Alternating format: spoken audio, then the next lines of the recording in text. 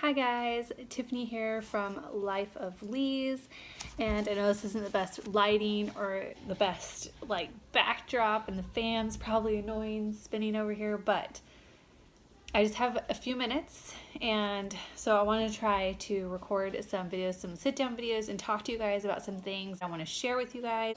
I'm gonna try to do it quickly. I'm gonna try not to ramble too much. I literally have pages that I sat down and just when it was in my head one night, I just typed it all up. And so you might see me looking down, and I'm just trying to kind of stay on topic and follow my train of thought. I'll do my best, but I'm not that good at it. So anyways, what are we talking about today?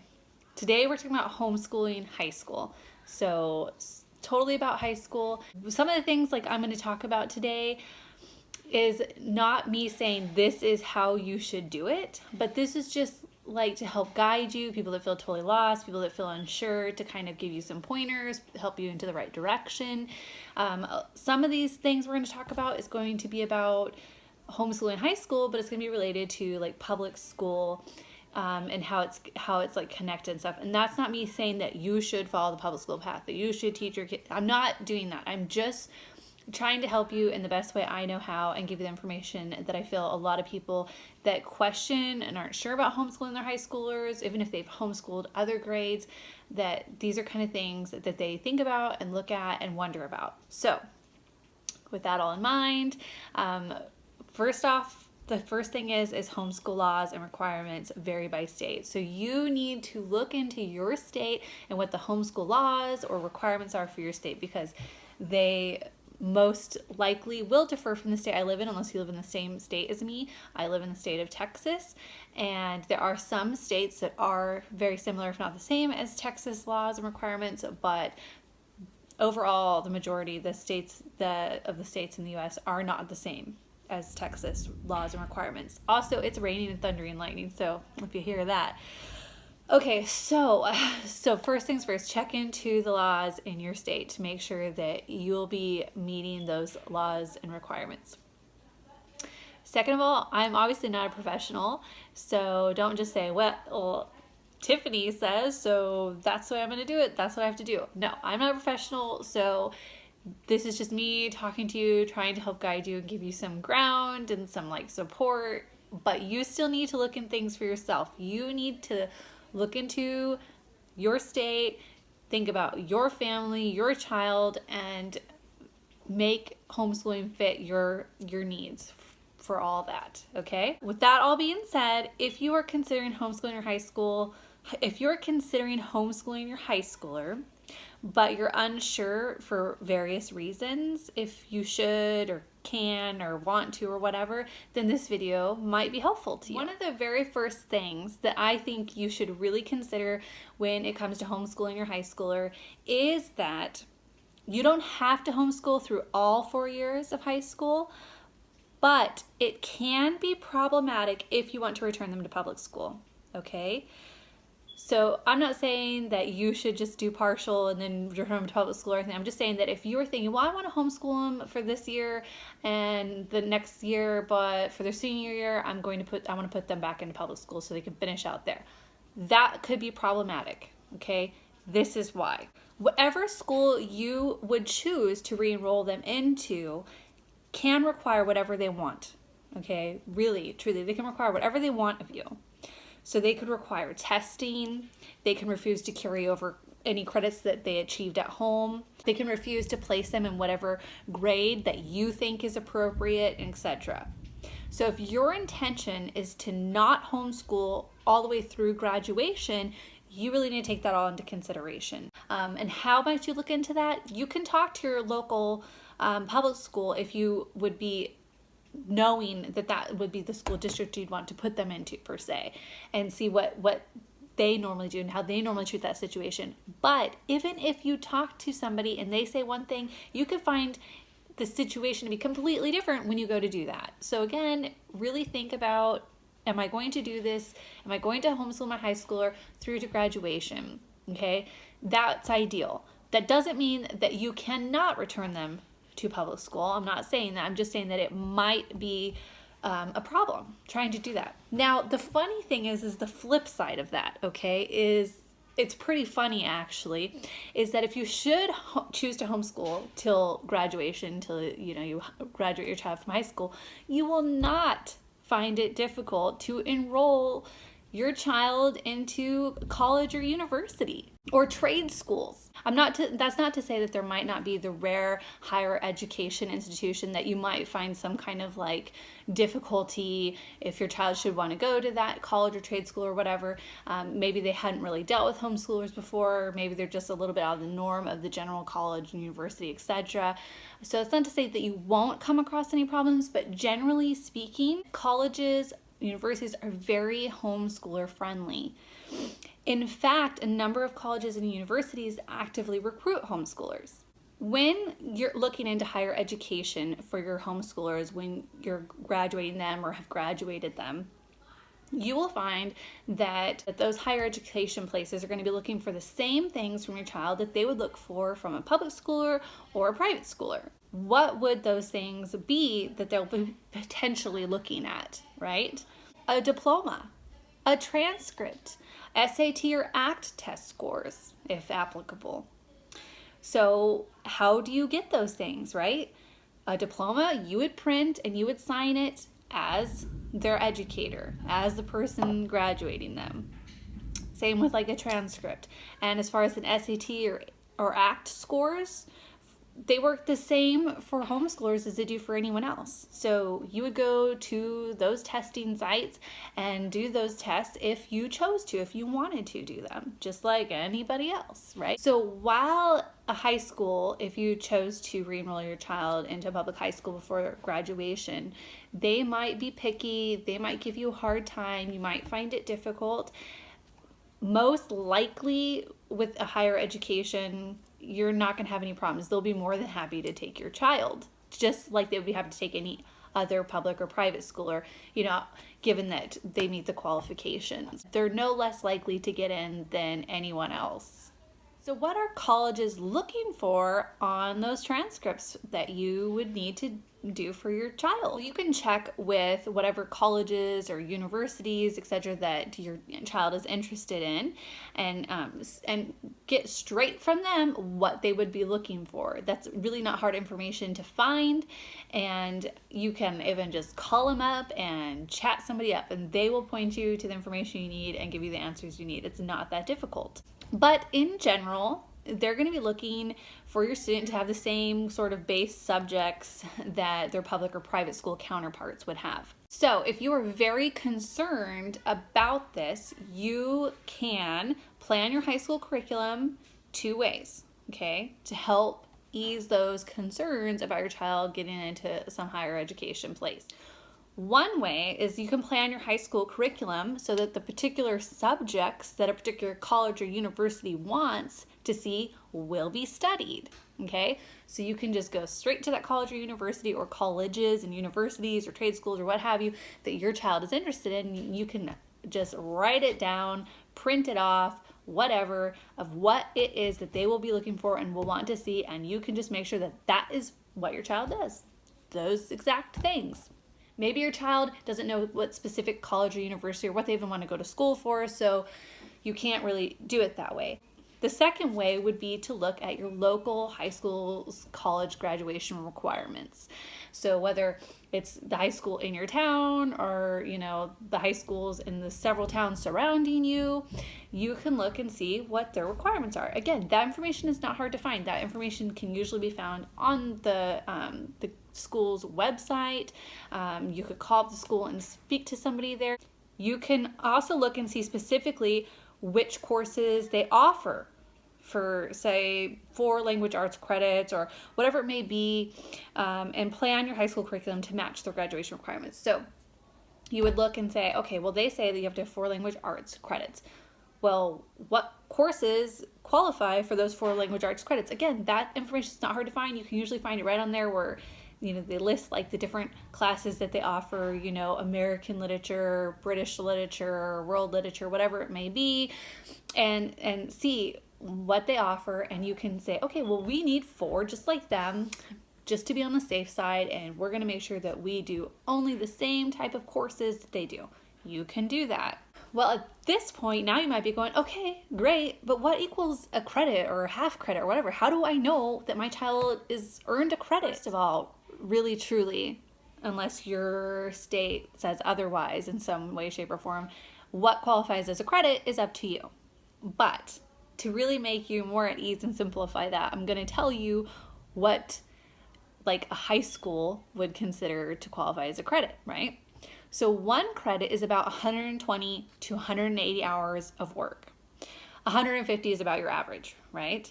But the higher end is more along the lines of a science lab course or some such class, okay? So how many credits or years should my child have for each of the various subjects, right? Again, you can look up this information, but keep it simple on this video. I'm just going to break down for you what I have found looking around to kind of be the general base. While this depends on your choices and might look completely different in your state's requirements, I would say the average would be something like 4 language arts credits, okay? And that would usually be something like an English, American Lit, World Literature, British Literature, those kind of focused subjects would count as your language arts.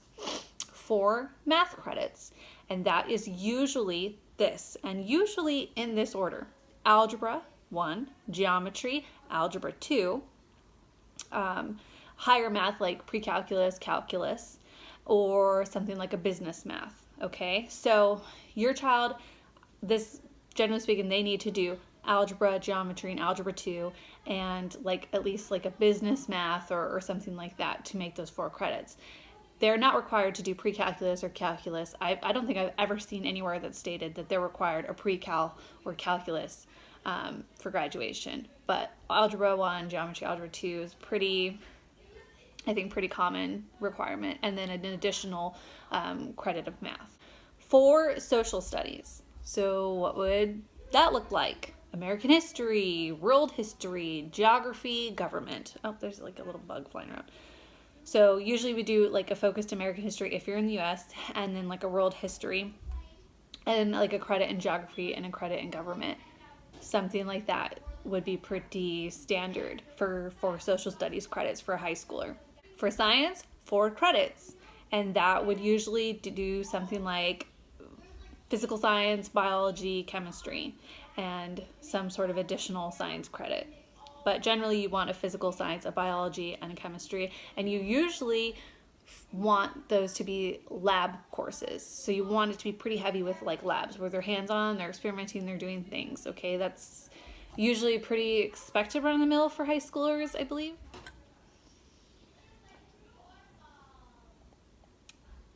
I apologize that my children are so loud back there. I don't know for sure if you can hear them, but I certainly can. Okay, and also 2 credits of physical education. That's usually pretty run of the mill. So what would physical education look like? Your child could, maybe they take dance lessons, maybe they do, karate, maybe they don't like to do any of those kind of like team type of sports things or anything like that. That's fine. You can do your own thing as long as they're getting some sort of physical activity and reaching around that 150 hours for each credit. That would be, that'd be a safe bet. Usually most high schools require some sort of like an arts credit. And so you might hear arts and just think basket weaving and, painting or something.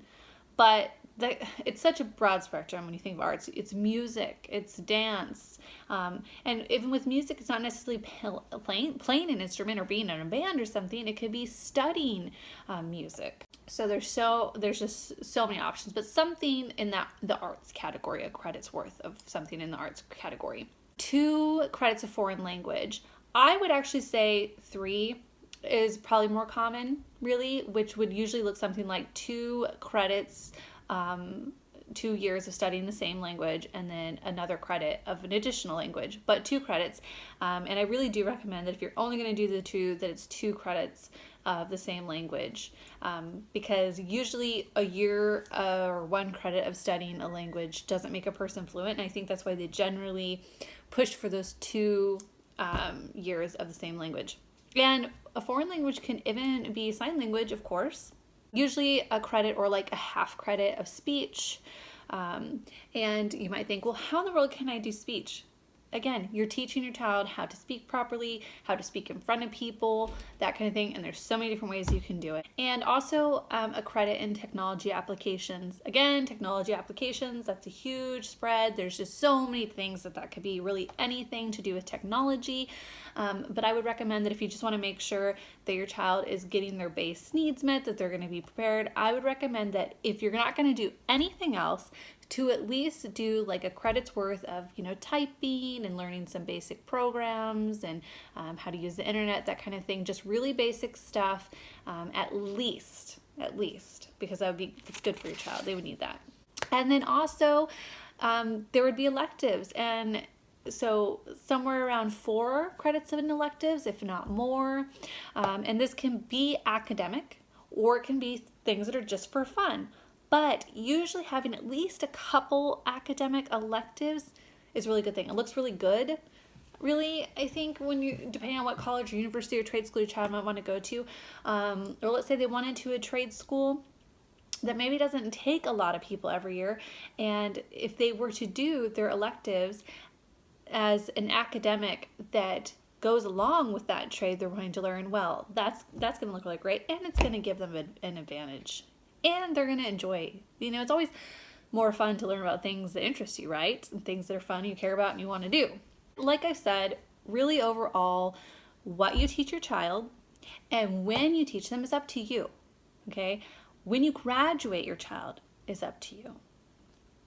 You will graduate your child when you sincerely feel that your child is ready for the next stage in life, whether that be higher education or joining the workforce, whatever that might be. And again, so I'm going to say it a million times, but it also depends on your state's laws and requirements. So maybe your state law will say your child cannot be graduated until they've done this, this, this, and this. And you got to check all those things off the box. But generally speaking, overall, in some way, shape, or form or another, you are going to graduate your child when you feel that they are ready. And I really encourage you to not graduate them before that. Don't rush them. Don't try to push them through and get them done with high school sooner or anything like that. There's just no need. It really doesn't give them an advantage. You want them to be really prepared and ready for life, whatever life is going to look like for them. And yes, you can't always know, but to the best of your ability, okay? So what do I recommend if you are going, okay, I'm going to homeschool my high schooler. This is what I'm going to do. Then you're going to want to do the following things. 1, you're going to check your state, country, maybe you live in a different country from me. You're going to find out what your homeschool laws are, okay? Step 1, find out what the laws are that might or might not affect you. I don't know. Maybe you live in a country where it's legal. I don't know. Number 2, talk to your child about their hopes, their dreams, their desires, their struggles, their fears. They should be a part of their education plan. If you really care about your child, you want the best for them, you're going to care about what they want, what they think, and maybe they'll say, I don't know, I have no idea what I want to do. That doesn't mean you can't talk to them and help guide them in some way and get some kind of feedback. And if they don't know what they want to do, that's fine. You don't have to spend the next 4 years or whatever just focusing on that one thing because they want to be a nurse, so all you're going to focus on is medical stuff. If they don't know, that's fine. You just focus on getting those base subjects covered. Number 3, decide what your plan is going to be. Are you going to strive for a certain number of credits for graduation, etc.? You need to have a plan for the high school career before you start. And by that, I mean a loose plan, okay? Such as my child will do 4 credits of math, and she's doing Algebra 1, Geometry, Algebra 2, and then a business math before she graduates, right? Do I know exactly what curriculum that she's going to use for each of those? No, I don't. But it is necessary to have a general map for high school for all subjects, credits, and that sort of thing. It is important. And that might seem crazy to be like, I need to plan all 4 years. No, it's not. You don't need to plan all 4 years step by step. You're going to do this and then this and this each day. I'm not saying that. But you need to decide what your path is going to be. Are you going to follow a particular path for college? Are you going to follow a particular path for high school? Are you just do you really not care and you're not concerned about it and you're you and your child are really confident in that. You're not worried about what comes next, and you just have that confidence, and you can just learn about what your child wants to learn about. So you need to have that plan in place before you start the high school career. You really do. Just for like my daughter, we just took a little Excel spreadsheet, year 1, 2, 3, and 4, and we decided between her and me, we talked about it, and she really wanted to make sure she did at least what other public high schoolers are doing before they graduate. And so we looked at that, and we said, how many credits do you need to have? So you need to at least do this many credits each year. And then we figured out, okay, well, if you need to do 4 credits of math and you need at least these 3, then we need to do them in this order. So I just kind of notated that. And so we can see that. And then we went ahead and we planned her first year. We picked out what, subject she was going to be doing and what curriculums she was going to be using. And we calculated up how many credits that would be. And so we could see going forward, was that going to be enough credits for that first year so that she could be done by the 4th year and that kind of thing. And again, you don't have to do any of these things, but I do recommend them. I do think they're helpful. Okay, and number 4, be prepared to keep a record. Now, throughout all the other homeschooling years, you don't really have to have a record. You can have a record for your own safety purposes if you want to, or there's all different kinds of reasons you might choose to have that, but you don't really have to. And again, you don't really have to for high school, but I really recommend it because let's say your child wants to go to college and they're going to need that transcript for college. And if you think 4 years later, you're going to remember everything your child did, you're probably mistaken, okay? So it's just better to be prepared to keep a record. Remember, you'll need a transcript, and you won't remember years later what you did. So be prepared to start tracking that right away. Even if you just simply make yourself a little spreadsheet and you save it, and so you're ready, or you just grabbed a little portfolio to put stuff in, whatever way works for you is fine, but just be prepared before you start to maintain that record because it will save you the headache in the end. And lastly, number 5, take a deep breath. Make time over these coming years to enjoy your child and have fun together. The time goes by so fast, and I know that high school seems, whether your child's public, private, or homeschooled, I'm so sorry about all the noise, the high school years seem more scary and serious and all that, and it is more serious, okay? It is that part where you're truly finalizing, preparing your child for the real world, right? Because that's the goal as a parent, is to raise your children up so that they can go out and be adults in the real world by themselves, and we won't have to worry, although we know we will. So just take a deep breath and enjoy your child, enjoy these years, and make time, for the fun and to be together also, okay? I hope that this has been helpful to those of you who are considering homeschooling your child through high school, or maybe you're already on that path, but you're feeling a little lost, a little scared. Because if you and your child really want this and you really feel that this is the right path for you and your child, then you can do this. If you're still feeling scared and apprehensive, do yourself a favor and do a little research. Read the statistics. Talk to some big colleges and universities for some feedback.